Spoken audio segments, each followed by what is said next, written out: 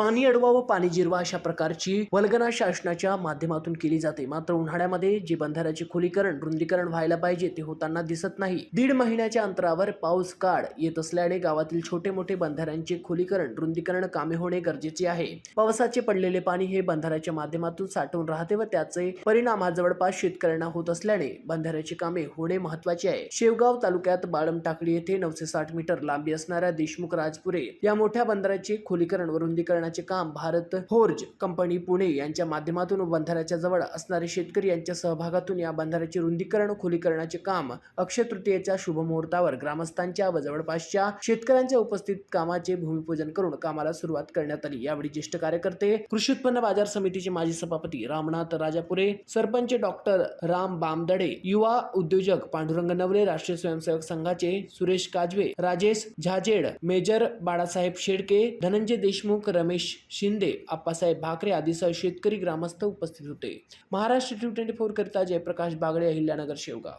कांबी रस्त्याचा जो नंबर 2चा बंधारा आहे, या बंधाऱ्याचं खोलीकरण आणि रुंदीकरणाचं काम आज या ठिकाणी आपण सुरू करत आहोत। या कामासाठी प्रामुख्यानं जो निधी मिळालेला आहे CSR फंड, तो Bharat forge company limited Pune यांनी आपल्या या बंधाऱ्याच्या कामासाठी निधी दिलेला आहे। यापूर्वी पण त्यांनी आपल्याला 2 बंधाऱ्यांच्या कामासाठी निधी दिलेला होता, की जो जनकल्याण समितीच्या माध्यमातून आलेला होता। त्यावेळेस आपण कांक्रिया बंधारा आणि कुलकर्णी बंधारा, मानूरकर बंधारा हे 3 बंधारे आपण भारत फोर्जच्या निधीमधून केलेले होते। आज मी तिला हा जो नंबर 2चा बंधारा आहे, या बंधाऱ्याचं काम जे सुरू करतो याची लांबी येते जवळपास 960 मीटर आणि रुंदी साधारणतः 26-27 मीटरपेक्षा जास्त याची रुंदी आहे। त्यामुळं बाळम टाकळी गावामध्ये आत्तापर्यंत जी काही कामं झाली आहेत, त्या सर्व कामांमध्ये सगळ्यात मोठी साईट ही या नंबर 2च्या बंधाऱ्याची आहे। अगोदर जे बंधारे झाले त्या सर्व बंधाऱ्यांचं जी काही परिणामकारकता आहे ती अतिशय सुंदर अशी परिणामकारकता मिळालेली आहे। त्या परिणामांना बघून या परिसरातील सर्व शेतकरी या बंधाऱ्याच्या खोलीकरणाच्या कामामध्ये सहभागी होत आहेत।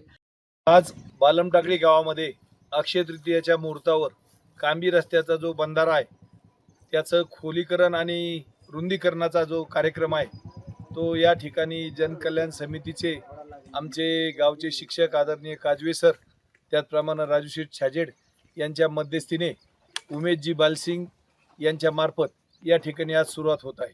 खऱ्या अर्थानं शेतकऱ्यासाठी भविष्यामध्ये अतिशय दुष्काळी परिस्थितीवर मात करण्यासाठी एवढाच मार्ग आहे की ज्या ज्या ठिकाणी पाणी साठवण आहे, बंधारे आहे, त्याचं खोलीकरण झालं पाहिजे, त्याचा गाळ काढला गेला पाहिजे, त्याचं रुंदीकरण झालं पाहिजे।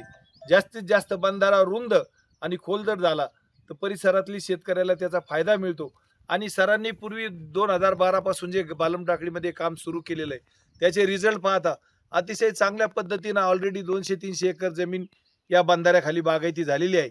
आणि बाळम टाकळीची ही साईड जवळजवळ 900 मीटर सर्वात मोठा बंधारा आहे आणि सर्व शेतकरी यामध्ये स्वखुशीनं या ठिकाणी जे सहभाग आहे, प्रत्येकाचा जो लोक सहभाग आहे तो सर्वजण देण्यास तयार आहेत।